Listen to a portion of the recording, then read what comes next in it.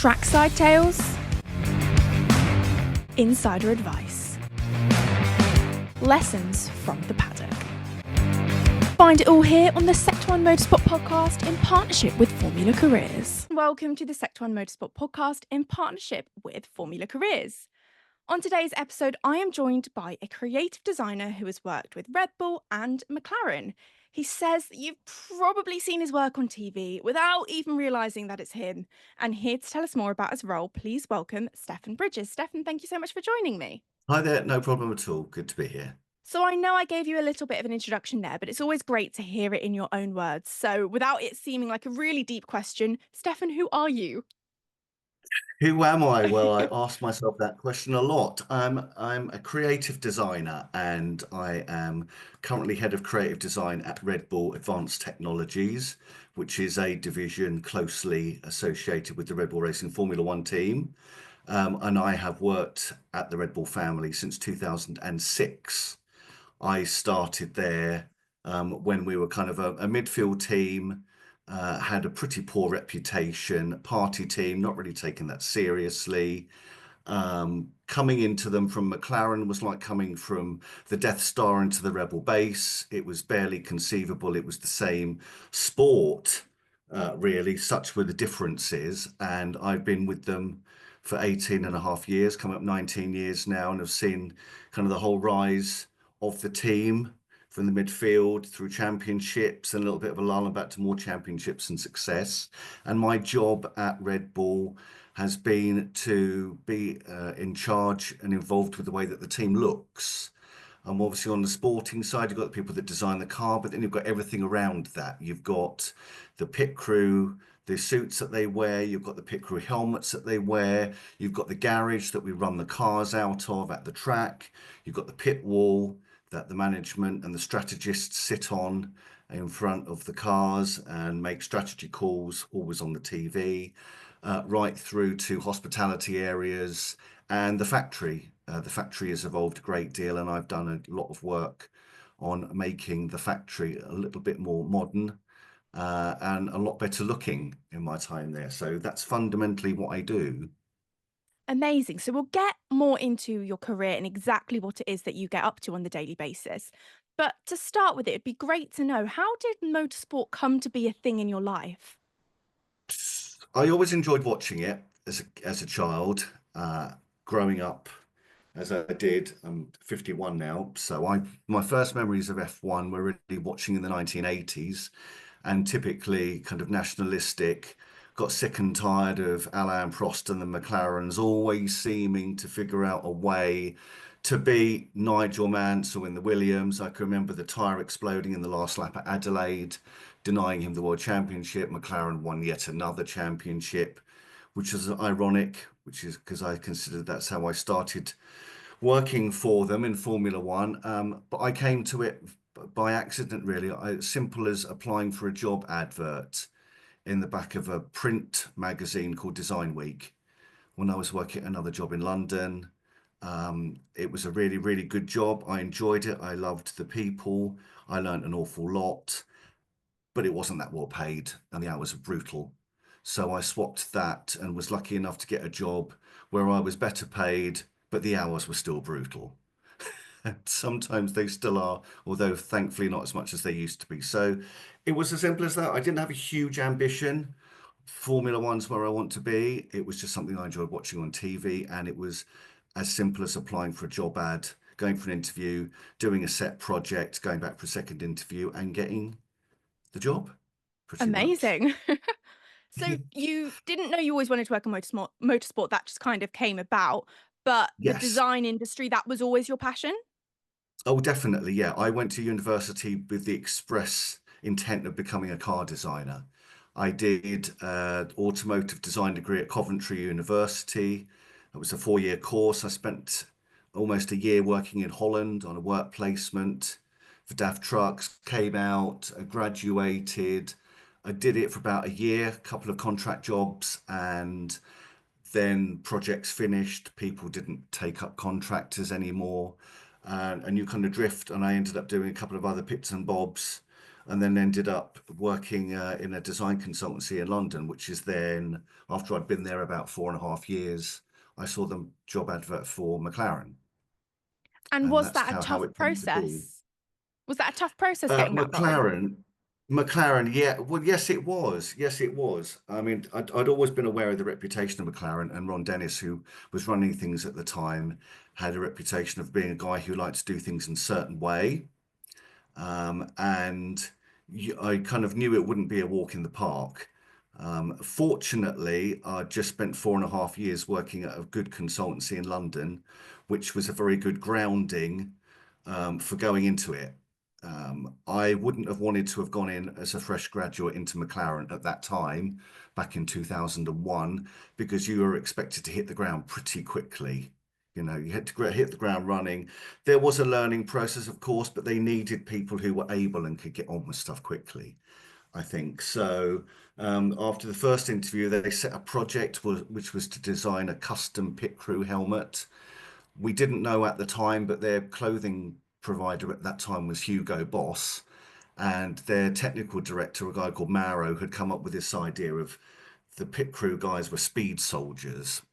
Because everybody knows pit crews get hot. Back in that day, we used to race in Malaysia as well, which was one of the hottest environments imaginable for running a Formula One race, and 80–90% humidity, high 30s, low 40s temperature sometimes. So they came up with this idea of a pit crew suit that had cooling tubes inside it. And it was fed by cold water with a pump, and it would keep the guys hot even in extreme circumstances and hopefully keep them focused. So we had to design a helmet, kind of conceptually, that would incorporate this, would be optically correct, would keep their heads cool as well. And then we ended up having to design a backpack that the thing that guys would wear, which kind of negated the idea of the pumps, because you're putting this cooling water through them to keep them cool, and then you're making them wear a backpack with stuff in, Yeah. which is going to make them hotter. So it was a nice idea in concept. The practicalities of it weren't that great, but that was the first thing I had to do. So I can just remember staying late in the office in London, which wasn't an unusual state of affairs, to be honest, and responding to the brief that they set and doing about 8 or 9 sheets of designs that I kind of rendered up and drew by hand without computers, and then sent them all off, and then went down for the second interview, went through it, and yeah, got off the job and ended up then commuting to Woking, which is where they're based out of London, for a little while, until I eventually then moved down there and into the leafy countryside of Guildford. Amazing. Now, the change over to Red Bull, what inspired that change? Did you just want a new challenge? McLaren was brilliant, and again, I always think take something and learning from what you do. Always move forwards. Add it to your mental armory and your skills. It was a good place to work, um, but having spent so much time on stuff for the McLaren Technology Centre, which is where they operate from now. When I started at McLaren, we were operating out of what was called Unit 22. It was a few kind of you know, industrial units, I suppose you could describe them, outside Woking, over lots of different areas, different sites, McLaren cars in one, McLaren racing in another, the marketing side, which is the bit I was working in, were in another. And then obviously Foster and Partners were working with Ron, and they designed the MTC. And I ended up designing a lot of bits and pieces that went inside that are still there now. If you go on Google Earth, you can take a walk down the boulevard, and it's all still there. It was a great place to design and visit, but it wasn't a great place to work. Not for me. The room that we were in at that time, you had skylights, but you had solid silver walls on 4 sides and 2 security doors. No Mhm. view, very little in the way of natural light, no music unless you put headphones on, which wasn't exactly encouraged. And a creative like me, I need to be working in a more stimulating environment. I need to be able to see the sun or the rain. I need to be able to have a drink when I want one, music on, stuff on the wall, stuff to get you mentally stimulated. And maybe it's changed now since Ron's left and Zach's taken over.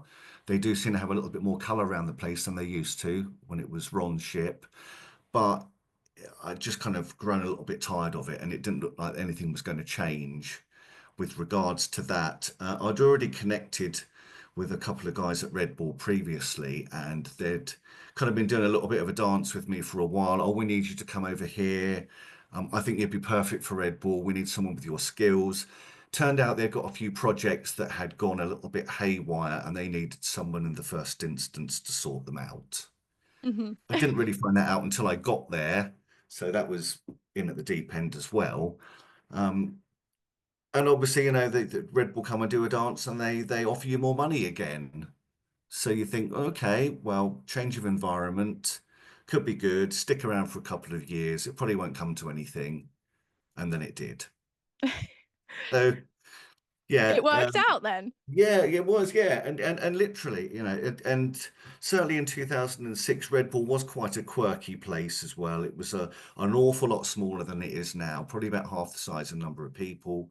You had Thelma, the crazy receptionist, the 60-year-old lady on reception, and I was their only starter that week, whereas they kind of have droves of people regularly coming in now, so many new roles. It's like, oh, you're our new starter for this week. Welcome. And I'm like, what have I done? What have I done? Am I going to regret this? But I- ultimately, no, obviously I didn't. I'm curious because you said that Red Bull people were kind of talking to you saying, you'd be a great fit for us. What is that Yeah, like to be desired, to be wanted by someone because of your skill set? How does that feel? of course it's nice. It's good. It's a good thing. But also Red Bull Racing in 2006 wasn't the team it is now. They at that point, I think we hadn't even had a podium finish.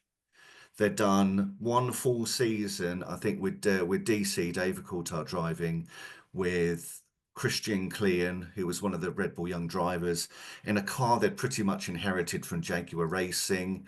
They'd repainted it from green into Red Bull can colours and gone racing with that. And I think the kind of the results spoke volumes for that as well. Um, so although it was good, it's flattering. It's a little bit of a question of am I really just going for the change of scenery and a little bit more money? And I think that's really what it was. It was a cultural change. Something that I felt that I needed to do.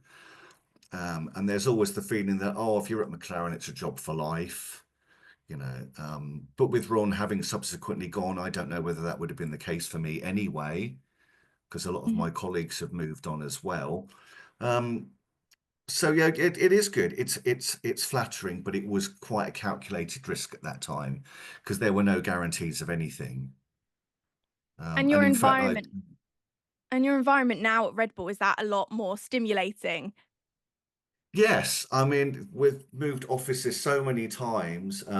Just before I left the marketing department last year, I'd just been involved in taking over an entire floor of a new building for everybody to go in there. And it was all like really nicely furnished. Red Bull UK's offices in London, who were ostensibly like the bosses, were always a lot cooler than what we had in Milton Keynes. I think what made Milton Keynes so good in those days was the people, really. Coming into that environment, it was 50% German speaking as well. There were an awful lot of Austrians and Germans working in the marketing side who'd been kind of transplanted in from Red Bull to oversee the culture change from Jaguar into Red Bull. And the Red Bull on tap. I wouldn't recommend drinking 10 cans in 24 hours. Sometimes it helps you get through a late night, though. I It feel probably like it's hasn't the done my heart perfect much. thing to have on tap for your late nights, late night Yeah, yeah, working. yeah. It probably hasn't done my heart that much good over the years, but it's wonderful things like that. It's amazing how quickly you get immune to it, though, and think just because it's there, I don't have to take it. Yeah. Of Oh, course, at the beginning, it's like, oh, Red Bull. but whenever I want. But now it's like, yeah, moderation is definitely the way. So Oh, that's what that's made the hilarious. difference. There was a kind of a vibrancy and a vibe about the place. And then, of course, Adrian Newey landed from McLaren at about the same time that I did. And obviously, then things started to take a little bit of an upward turn, which made things even more fun as well. And seeing that team develop, what is that like from your point of view, being involved within it? It must be quite rewarding seeing the team do well, even though you might not be the one driving the car. Yeah, it was remarkable because we obviously, at that time I was involved with putting the livery on the car as well and putting sponsors and graphics on it. And there are certain moments that stick with you. And for me, it's at the beginning, it was over the winter of 2008 and '09, beginning of '09, and it was the RB5. There was a regulation change. This was Adrian's first complete Adrian car. He came in too late to do anything about the RB2. The RB3 and RB4 were trying to make the best of a bad job, really, in terms of aero and package. RB5 was a clean sheet of paper and it was new. And I can remember going over into the carbon shop to see it assembled without any paint on it with a couple of colleagues and just standing at the door going, good God, what is that? Because, it was like we'd been trundling around in an articulated truck. This thing was really insect-like. It was shaped like anything like Red Bull had done before. And we looked at that and we all came away and go, well, I know we're not experts, but if something looks fast, and that does look fast.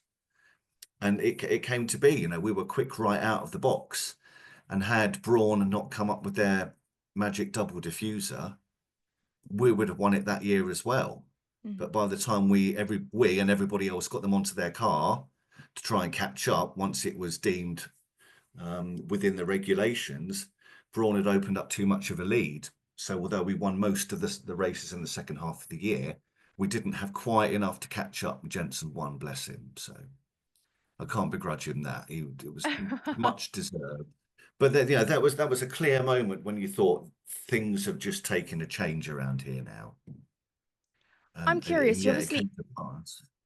sorry, you're obviously a very creative individual, but you work for Red Bull, who we all know when we look at their liveries, it hasn't necessarily changed that much because Red Bull is a massive brand. Everyone knows the colours of a Yeah, Red Bull can and the now yeah, colours of the Red Bull Formula One team. Is it yeah. ever challenging knowing you do have to stick within those lines? Well, there's yes and no. I mean, to start with, when we deviated from the original kind of candy blue and went matte, kind of like this, Mhm.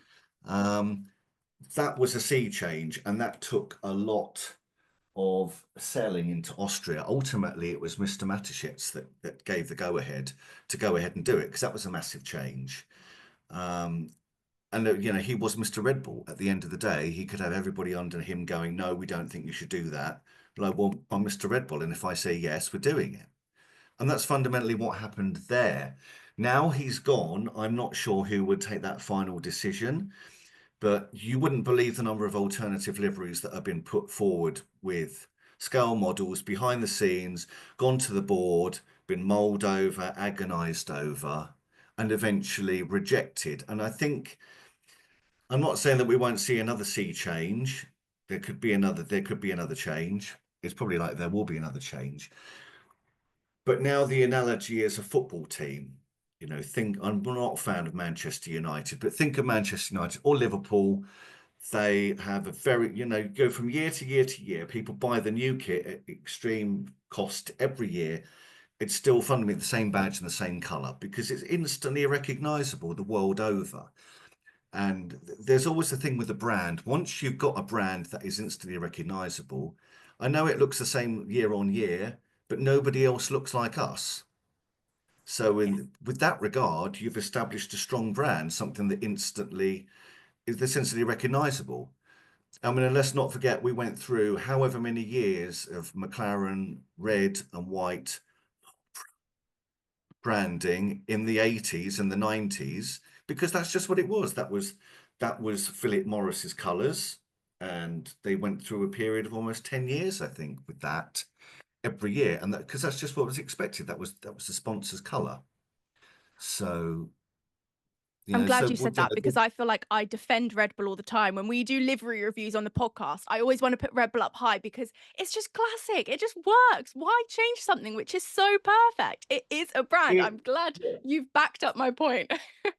And you can, these never come across that well, but in the flesh, that really Yeah. glows. It's a difficult color to apply. We do make life difficult for ourselves. This has like a pink undercoat, and because it's UV, it's unstable in sunlight. Mhm. So it fades and reacts badly. And of course, most of the time, what have we got in Austin this weekend? Sunshine. It will affect the paint. We do it, and we know it makes life difficult for ourselves because the paint does have to get fixed up. Because to get that effect, you have to go the extra mile for it. I'm So curious, in your day-to-day work, do you have to like balance being visually impressive but also highly practical a lot? Is that a difficult balancing act? it's always, I say that kind of industrial design, which is my discipline, is like the intersection of art and technology. It's not just art for art's sake. It's not just a picture, because if it's just a picture, it's just that.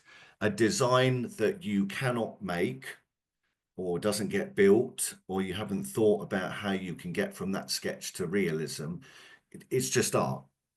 So you Mhm. have to, you want to push it and you want to be creative as well, but you've always got to have it in your mind of, is it practical? In the case of a garage, can the guys work with the space? Does it do what they need to? The last thing you want is for them to need a tool at short notice and have to rifle through. Things need to be in a certain place so that it's a deeply practical environment for them to work. So it is a balancing act, but it's something that you get quite accustomed and quite used to. But there's sometimes you need to have a little bit of a talk with yourself if you think, well, you've gone too arty there. There's no point because there's no way we'll ever be able to achieve it.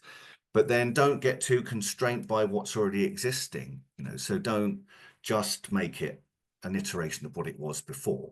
So it is a balancing act, but it's something that you don't really think of when you've been doing it as long as I have, which is quite a while, quite And a long time you say now. you've been doing it a while. Have you noticed a difference in what it was like to begin with? Because when I look at Formula One now, particularly with the trophies now, they're very creative, aren't they? They're Yeah. not just a bog standard trophy. So has there been a bit of a trend within Formula One teams as well, with things getting more aesthetic, more creatively inclined? Oh God, yeah. I mean, I call it kind of like the drive to survive effect. Mhm. It's gone, for what I've word, it's gone an awful lot more showbiz than it used to be. It has, for better or for worse. You know, um, I'm going to be at the older end of the people that work in F1 now. So my tastes, I know that they won't mesh. I've got a 20-year-old daughter and an 18-year-old daughter, so I know what appeals to that generation. And there's an awful lot more of that now. Very much. It used to be a little bit more, work 24 hours, get the job done. Sometimes you still have to do that, but there's certainly on the surface, there's more of a playful showbiz element to it now.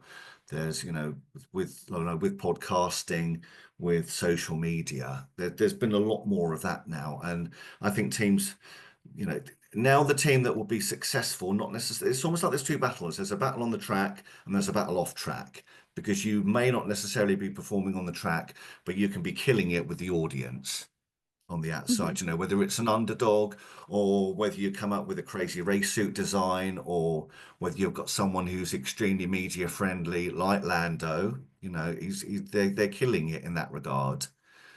So there's kind of, there's the two elements of it now. It's no longer just about winning the races, because as we found out last year, winning too many races can make you really unpopular. Yes, unfortunately. You can't win properly in Formula One. You can never be the favourite. Oh, no, of course not. And, it's just like me screaming at the TV at McLaren again, denying Nigel Mansell another championship. It's Yeah. all Michael Schumacher in the Ferrari, I mean, winning another championship. At the end of the day, when you're lucky enough to be inside that kind of thing when it's going on, it looks like an effortless machine outside, but it's not. Mhm. And the biggest thing would be to take it for granted. You can't ever do that. You can't ever do that. You mentioned earlier, I want to go back to that. You mentioned liveries and being involved in the design. Looking back in motorsport overall in Formula One, have you got a favourite livery of all time? Yeah, there's a couple actually. Yeah, the first Jordan 7 Up livery Mhm. that came out. A big fan of that. I really liked the Leighton House that Adrian Newey did his first proper car. It was a March, and that was kind of like a turquoise and a green color. Two colors that really shouldn't work together at all, but they did. Williams Rothmans. That was an absolute classic, early 90s, like Damon Hill, Ayrton Senna. Um, I wouldn't put the red and white Marlboro McLaren in there. I just think it was too ubiquitous and too the same. I was a big fan of the West McLaren. That was the Yeah. chrome with the fluoro red and the dark grey, which they were, in the midst of when I arrived at McLaren. I thought that was a real game changer, that one. And of course the current fluoro Red Bull livery, naturally. Obviously, have to put that one in there. Obviously, yes. Yeah. Looking back at what you've worked on, what you've been involved with, have you had something which has been a really challenging project that you just cannot wait for it to be over and done with? All of them. All Um, of the above. all of the above. Yeah, it usually goes hand in hand with ultimately being the most satisfied and the most pleased with them. I think the garage that Red Bull run out of at the moment, that we've been using since the beginning of last year, is the thing that I'm the proudest of. Um, because without giving too much away, a lot of it is reused in a facelift of the garage that we ran for 8 years before that, which I also did. So the challenge was to reuse an awful lot of it without it being obvious Okay. that you did it. So that was extremely challenging trying to make that work. I think if you put the two side by side, you might be able to see, but generally, I think, it pulled off extremely well. And that involved a lot of hard work as well. I mean, a few of us actually flew out to Bahrain at the test at the beginning of last year as well, because things get shipped so early. People don't realize that the garage that we use at the beginning of the season, it left the factory before Christmas. It Oh, went into really? boxes in December. It's a Okay. lot more cost effective to send things by sea and in containers, obviously, than by air. Air gets you the speed, but it's very expensive. So you're working weeks and weeks and weeks in advance. And the garage went into the box and it wasn't finished. Some suppliers hadn't provided things that we needed to. So we had to fly out there with all the bits in another box and finish building it before we could open the garage doors. Now that would just stress me out. This It, is why it I did. I can't be think in the a most career like that.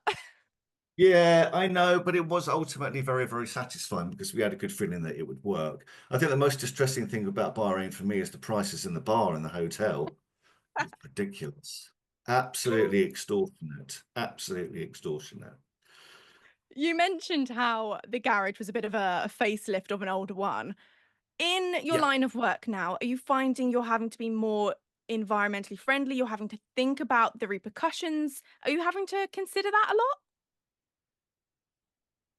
It's always there. Certainly around the factory, we've had a massive green sustainability push, Mm. recycling. Ever since day one, though, probably because the amount of aluminium, 250 ml aluminium cans around, we've always had can recycling since day one at Red Bull. It's always been there. And now there's a lot more encouragement and kind of like car sharing. Um, they've replaced some of the bike sheds and the smoking shelters with eco-friendly ones that insects can live in. We planted an awful lot more trees on site as well. People are encouraged to use public transport and walk around. And a lot of what we do, then what I do, is that we're working in some very low volumes of things. We're not producing 10,000, 20,000, 50,000 injection moldings, mass produce things. By what we do, by its nature, is very artisan, low volume. So we won't be using things like plastics Mhm. and polluting items like that. We will be using metal, carbon fiber, and they're all designed to have long lifespans as well. No, I say the garage gets repainted, but we do use it for a long period of time. The pit wall, the first pit wall I designed for Red Bull is still being used because when we moved to the new one, we sold it to Formula One.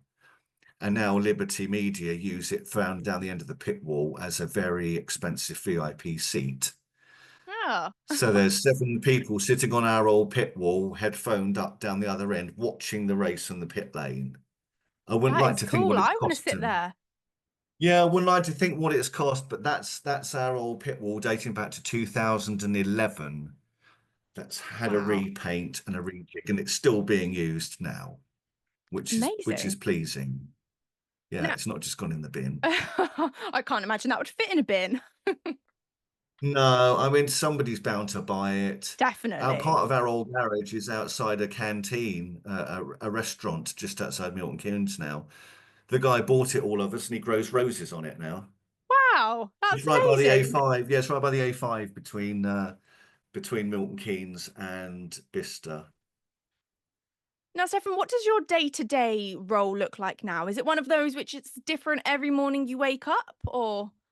Well, the job that I do now is that I work for Red Bull Advanced Technologies, and the main big project that we're working on at the moment, that everyone will have seen, is the RB17, which is Adrian Newey's hypercar, which has been gestating for a long time, was launched at Goodwood Festival of Speed this year with a full-size model.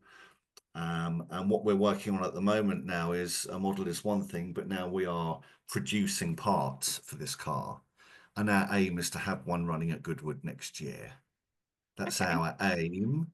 There's an awful lot of work to do between now and then. So we can't just make RB17 parts in the Formula One factory. We're not allowed to because we're outside cost cap and resource restrictions. So we have to build our own facility to build test cars and pre-production cars. And that's what I'm working on now. So it won't just be any old factory. It will be somewhere that people can come and see their cars being built, their cars, coming together, the different parts. So that's a lot of what we're doing at the moment. There's a lot of other projects that RBAT are involved in as well. We're involved in the America's Cup. We're building a special submarine as well for Red Bull to use in the Adriatic Sea. There's all this kind of skills transfer, and there's quite a few of us that have come over from the F1 side now. I've come to be like, I guess, the crayons of the outfit, really. Yeah. It's something as simple as, for every car, if you go into a showroom, you might get a digital brochure now, or you might get a print brochure if you're a little bit more old-fashioned. Um, there wasn't one of those in existence for the RB17. I had to create one Okay. because, rather than just seeing something off of a page, people want to say, right, well, I want to know about the specification. I want to know what it might end up looking like inside, which at the moment will be renderings of it. So there's a lot of things. Yeah, it's certainly an RBAT because it's a lot smaller operation than the F1 side. I think there's about 150 of us. So you've got simulation engineers, control engineers, vehicle designers, supply chain, all of that. It means that your day can look a little bit more varied because you'll just be required to jump on something, or we'll have some people coming in, and I think a lot of it is about improving our BAT's visibility at the moment, people knowing that we exist and what we do and how we're connected, and we can bring some of that Red Bull racing into the projects that we're doing as well. So it does vary quite a lot at the moment, which is good. And as a creative, do you have those days where you're just not creative, All of those creative bones have just decided, no, not today. Do you have them? Yeah, yes. Yeah. Case in point, the when we started the rework of the race garage at the moment, you sit there with the existing one in front of you. And I think when I did that, I did it as good as it could possibly be. I thought that's it. That's the garage to kill all other garages. There will never be anything better than that. I brought all my Star Wars influences into it. And then you think, well, now we've got to go again. Now, what do you do? And you might sit there for a couple of days and it's like everything goes in the bin. because Mhm. everything still starts with a sketch for me. And I think maybe that's kind of the way I've been trained or the way I've been schooled in it. But you can't beat a doodle. Don't just jump on a computer and do it. But it might be the classic thing you do a day's worth of stuff and everything gets screwed up and thrown over your shoulder. And how Then do you you, come back from those days? you might just be in the shower and you're not thinking about that. You think about something else altogether, and then I don't know, it's something comes out of nowhere. I know it sounds cliched. It's like the Keith Richards thing, isn't it? Rolling Stones. I don't write the songs. The songs are there. I just pull them out of the ether. And sometimes it does feel a little bit like that. It's just think, why do we do that? Okay, that's a good idea. Or, first thing when you wake up in the morning or when you're having a coffee, it's weird. Sometimes stuff happens like that. Sometimes stuff evolves through process and logic, but quite a Mhm. lot of the time it doesn't. And are you It's currently working within a team of creatives? I work with a group of guys that I get on with and I've known for a long time, but I'm really the only guy that mans the crayons at the Okay, moment in what I because I do. was going to ask, as someone who is like in a bit of a creative industry, when I'm talking, video ideas, content ideas, I very much so am a person who needs to bounce my ideas off of someone. I just need a soundboard. Is Yeah. that something that benefits you in your career too? Yes, it is.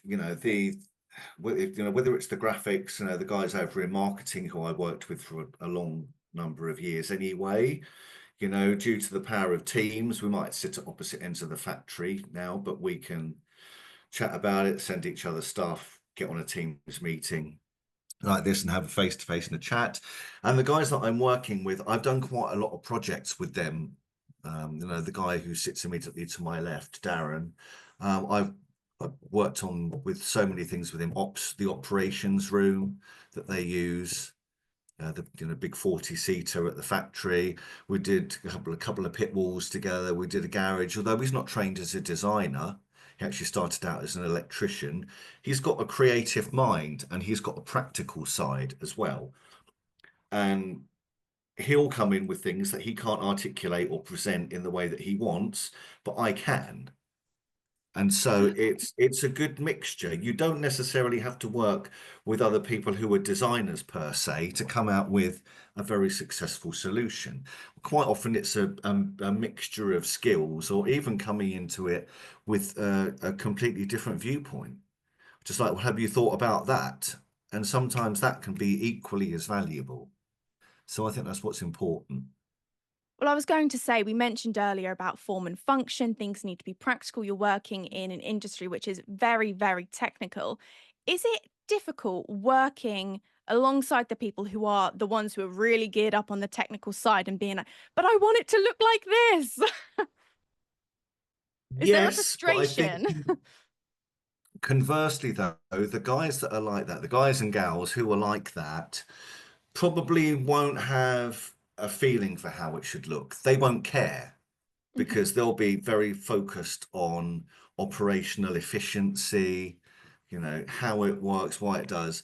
They won't care what kind of shape it's got on the outside of it. They won't care if it's homogeneous with the rest of the environment that it's in.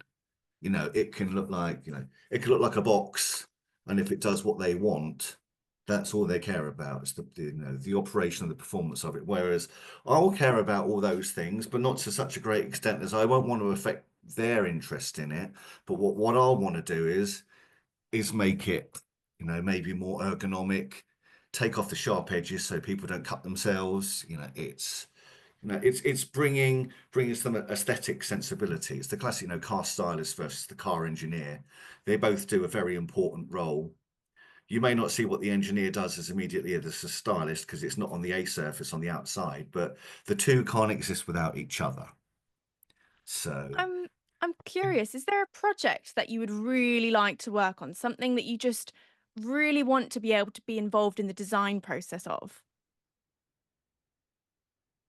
it would be something outside of F1. It would Mhm. maybe be work in film, something like that, film design, because you really don't have to make it work then. That's what Yeah. I said earlier about if it's just a piece of art, if you can't make it or it doesn't work, with a film, you can do the most amazing, interior ship, and it will work because it's in a film. So that's almost creativity unfettered. You're unbound then, Yeah. maybe which can be equally scary, something like that, or to work on something for space, a Okay. space environment. I see Prada have just worked on some suits for the moon, haven't they? And you look at that and think, wow, that's cool. That's cool. Something like that would be really cool. So, to people listening who maybe are wanting to go into a role similar to yours, would you say that going off to university like you did is something that is needed for the role that you do? I would say almost all of our creative graduates, whether it's 3D or 2, have tended to come through degree level. A lot of our recruits tend to come through degree level as well. That's not to say we did have a guy in the graphics department who he worked in the city. He trained to be a lawyer, I think, and then he had a complete change of direction and thought, I don't want to be doing this for the rest of my life. And he pretty much in his spare time taught himself to be, you know, he obviously had it in him already because you can't suddenly become creative if you're not. Yeah. I personally think you've either got something and you choose to channel it or not. But we ended up taking him on, and just because he had a good portfolio of work, it wasn't because he had a degree. It's always going to come down to the work, the work you present and how you present yourself. Are you going to be a good fit personality wise? And with design, it's pretty easy to see. Somebody will Mhm. have a portfolio, either it'll be a real one or digital one, increasingly online now, and it will be about whether you like their work, whether you like the way that they're thought about it, what their solution looks like. And you could come through any background for that.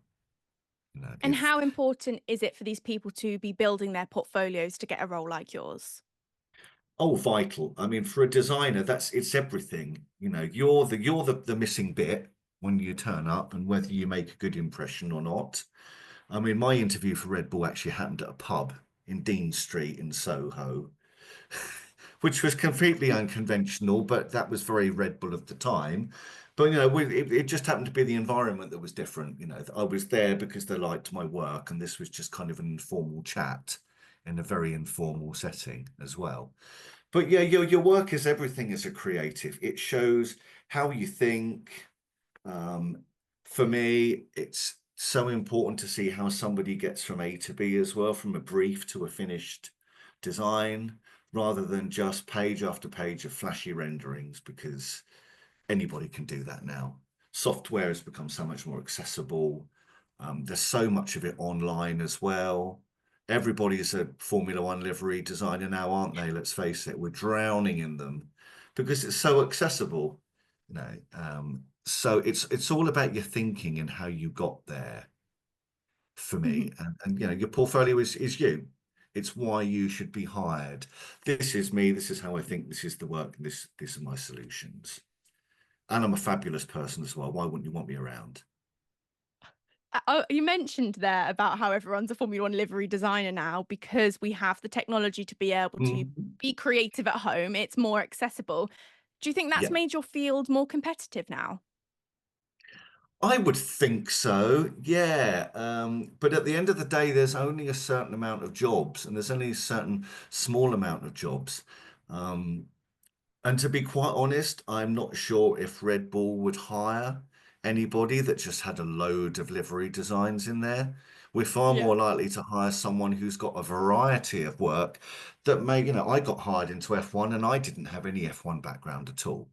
At the end of the day, it's design that happens to be motorsport for motorsport, and if you're a good designer, you'll be able to design that for that sphere.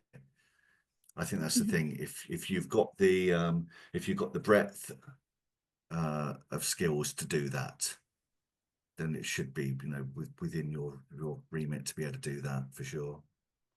Well, Stefan, to round up our time together, it would be great if you could give us some words of wisdom, some words of advice to people wanting to follow in your footsteps. Oh, well, it's not an easy ride, but then nobody, I never got into it thinking that it would be. It can be enormously satisfying. It could be enormously hard work. Um, it's, I guess, there's not many people, Formula One, it's, how many people is it? It's 1,000 people in the paddock at a race. Throughout the world, there's 10 teams that do what we do. I mean, there's a lot of people that want to get into it. It can be very rewarding. It's been a career that I never expected to be doing for 23 years now and counting. So, it's been good in that regard. Um, but if you're creative, there aren't that many jobs in it, but your folio is all you and your personality. And different teams will look for different things. Not every team will do things in the same way. So that's also, it's not just if you could fit in one team, you could fit in any others. They'll all have a different brand ethos. They'll all have a different direction. They'll all have different ideas of what they want to get out of it. Some of them might be a lot more serious, and some might be a lot more playful.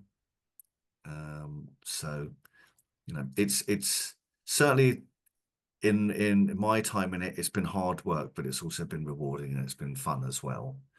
And it's been a job that I wouldn't have expected to have gotten with my skill and degree at the Mhm. time. Well, I don't think I Stefan, want to thank you be a so car much. designer now anyway, so No, I'm you don't want lucky. that anymore. No, I gave that up a long time ago. I've worked with guys who are far more talented at that kind of stuff than I am. I think I'm better at this, so I'm in Well, the at right least you found place. something that works for you. I have. Yeah. I hope Well, I haven't Stefan, waffled on for too long. no, you have not. Thank you so much for coming on, Great. sharing your story, and giving us a little bit of advice. And thanks everyone else for tuning in and listening to all of Stefan's stories. We'll be back next week with another career talk. Thank you so much.